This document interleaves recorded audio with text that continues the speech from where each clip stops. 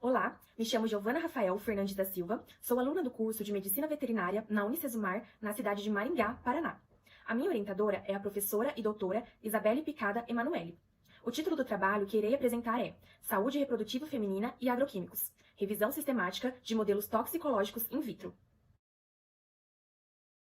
O crescimento contínuo da população e o aumento do consumo impulsionam a demanda global por alimentos e, consequentemente, a necessidade de crescimento da produção. O grande desafio é promover a segurança alimentar sustentável dentro dos sistemas produtivos, impactando minimamente o ambiente, a saúde humana e a biodiversidade como um todo.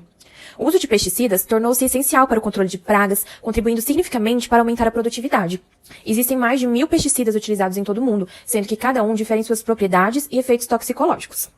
O aumento na produção de grãos levou o Brasil a se tornar um dos 4 maiores consumidores mundiais de pesticidas, juntamente aos Estados Unidos, Europa e China. Essas substâncias químicas que serão utilizadas para o controle de pragas devem ser usadas de maneira correta, pois o seu consumo excessivo, segundo alguns estudos de pesticidas, podem provocar intoxicações, podendo ser elas agudas, subagudas ou crônicas na população. As intoxicações crônicas são as piores, ocorrendo em menores doses durante anos. Se acumuladas no organismo, essas substâncias químicas podem gerar várias doenças. Alguns estudos apontam que essas substâncias podem chegar a atuar no organismo como disruptores endócrinos, assim intervindo em funções relacionadas aos hormônios, sendo mais evidente no sistema reprodutor. O desenvolvimento embrionário inicial apresenta um ponto crítico para a sobrevivência embrionária nos primeiros ciclos de clivagem, onde o embrião, com aproximadamente 8 células ativas por completo, o seu genoma embrionário e assume a transcrição e tradução própria.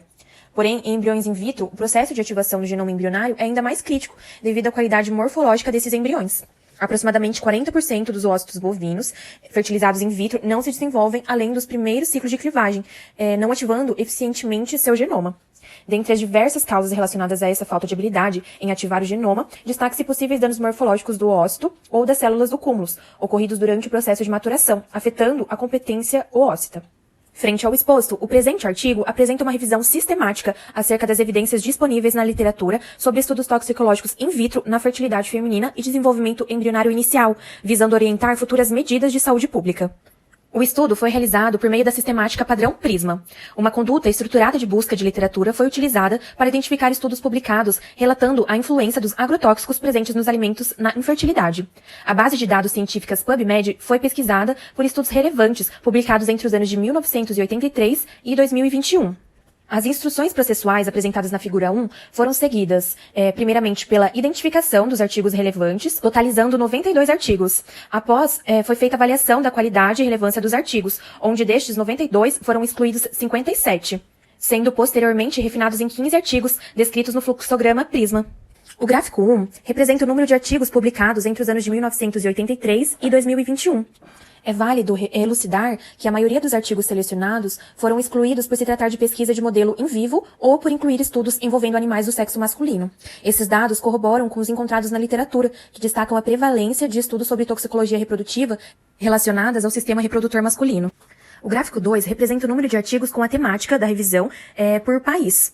Dentre os artigos selecionados, os Estados Unidos e Canadá foram os países com a maior parte dos estudos, totalizando 40% e 20% respectivamente. Os demais países como China, Turquia, México, Reino Unido, Itália e Polônia apresentam apenas um estudo cada um. O gráfico 3 representa as espécies animais analisadas nos artigos estudados, em sua prevalência suínos, seguido de camundongos e murinos. Os demais modelos animais como bovinos, xenopes e hamster chinês tiveram apenas um artigo cada. O gráfico 4 representa os agroquímicos identificados nos estudos toxicológicos in vitro analisados nos artigos. Foram 34 tipos de agrotóxicos do tipo pesticidas, sendo o diclorodifenil, dicloroetileno e metoxicloro os mais presentes, caracterizando 14,71% e 8,82% respectivamente.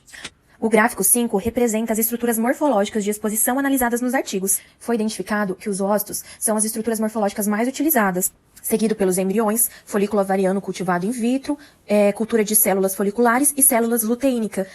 Na tabela 2, temos os locais onde os artigos estudados foram publicados, bem como o número de artigos encontrados em cada periódico de publicação, o fator de impacto de cada meio de publicação e a sua qualificação qualis capis.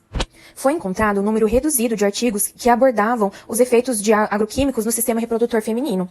Visto a escassez de trabalhos, destaca-se a importância de fomentar e incentivar estudos que investiguem estes aspectos para compreender o real efeito dos diferentes agroquímicos na fertilidade feminina e no embrião pré-implantacional.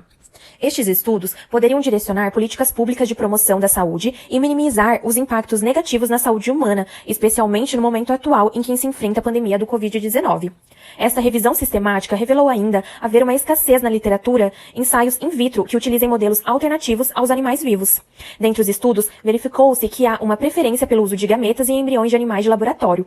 Para a obtenção dessas estruturas biológicas, faz-se necessário o sacrifício do animal, o que indica haver uma necessidade de viabilizar e fomentar modelos toxicológicos alternativos, como os modelos com animais de produção oriundos de abatedouro. Estas foram as referências bibliográficas utilizadas no trabalho.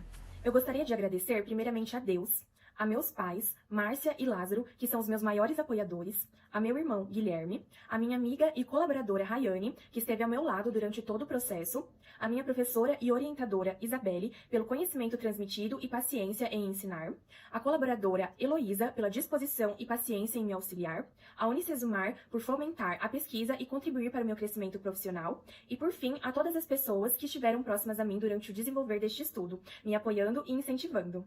Obrigada!